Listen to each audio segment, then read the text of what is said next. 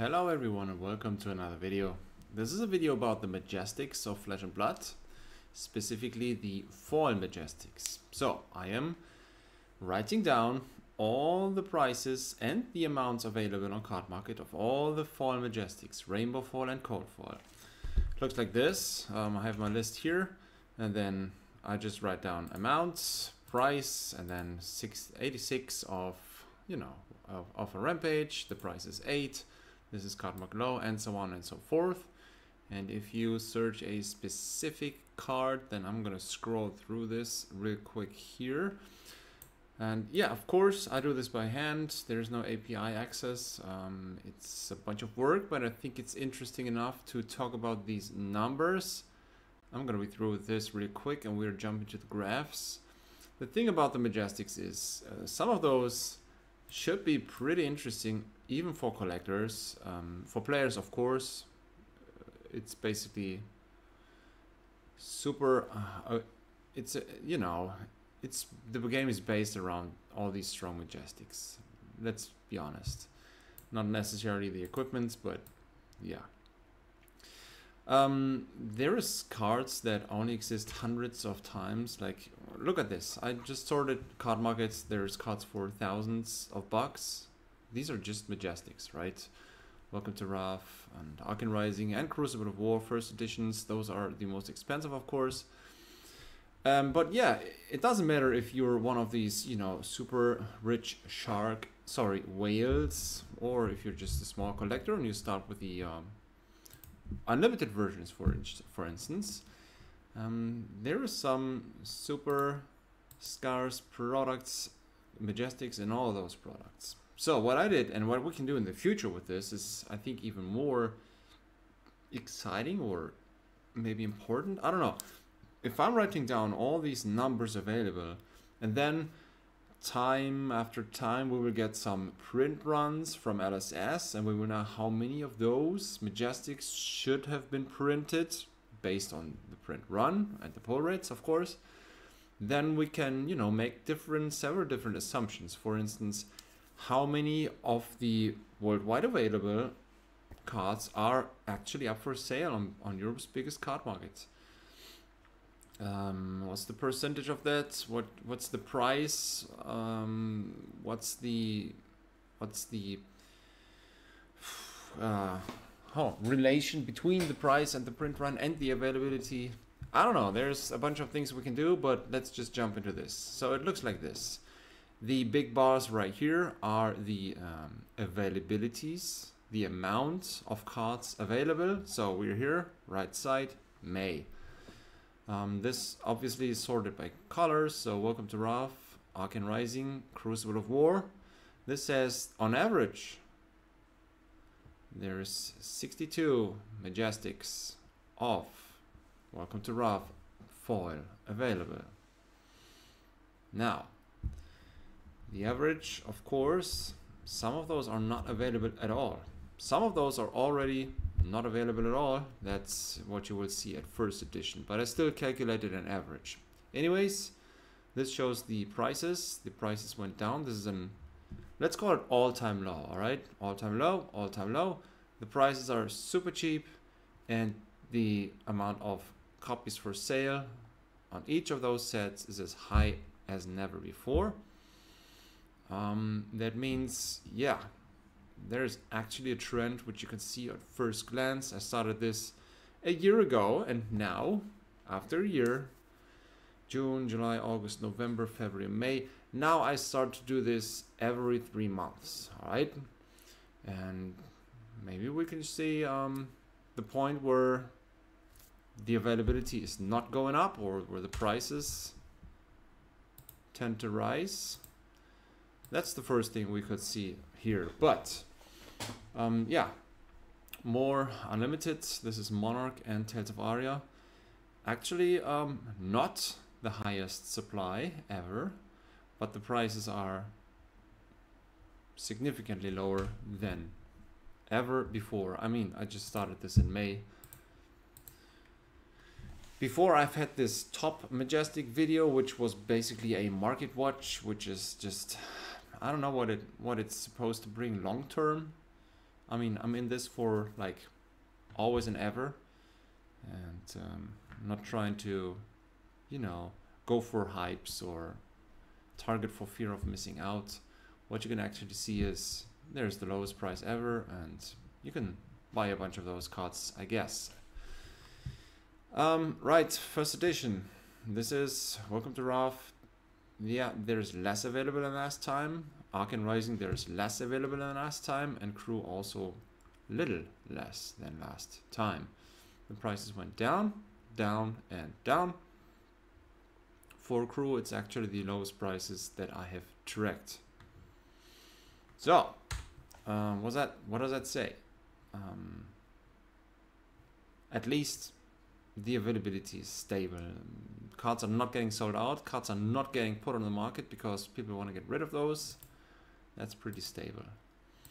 Then if we go to also first edition, but the second block. So those are not quite as expensive. Monarch, Tales of Aria, and Everfest. Well, as you can see, the availability went up on average. Everfest being the exception. And the prices, they all went down. Lowest prices for Tales of Aria, lowest prices for Everfest, lowest prices for Monarch.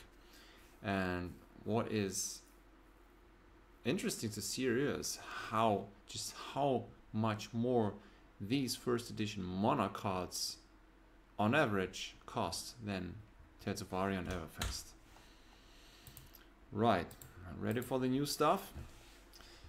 When LSS released Fab 2.0, they have put these cold foils and rainbow foils into one product. That's the reason why these prices seem relatively high, because we have, you know, some cold foil equipments here and there, and this of course raises the price. But these products should be products which you can collect even with a smaller budget. So, Majestic Foils of Dynasty, there is less available than last time we checked, but it seems to be, you know, a little more than average. 88 on average, 88 cards per foil Majestic, which is quite much. A little less from Outsiders, and this is actually the lowest supply we've seen. And then Uprising, the highest supply we've ever seen. And yeah, the prices for Uprising 187. That's really super low on average.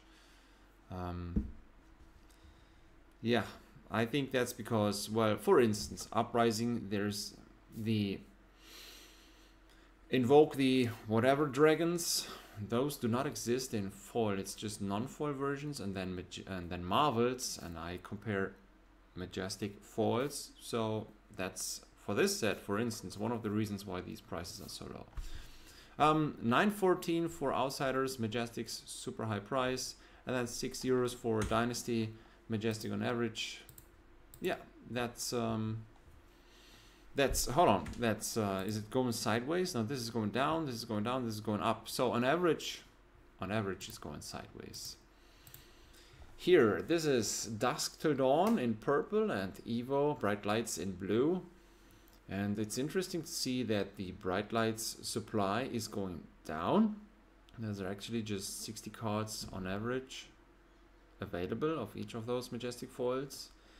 And then for Dusk Till Dawn, there is super much on the market, the highest supply we've seen yet, 112. So those two, you know, those two go apart from each other in the opposite directions. It's also the prices for Dusk Till Dawn, they went down, which is normal if supply goes up. And Bright Lights prices went up just a bit. €7 for Bright Lights and $4.60 for Dusk Till Dawn. It's interesting to see if this trend will continue. And then, of course, we have the latest products, which are... How did I put Dusk Till Dawn on this one? Hold on. Oh yeah, sure. That's the one I did before Heavy Hitters came out, when Evo was the newest. And now, since heavy hitters came out, I added this and I changed the colors, and now we have this. Yeah, we've just been talking about the orange, which is Dusk Till Dawn. We've been talking about the green, which is Evo, and then we have heavy hitters, which is this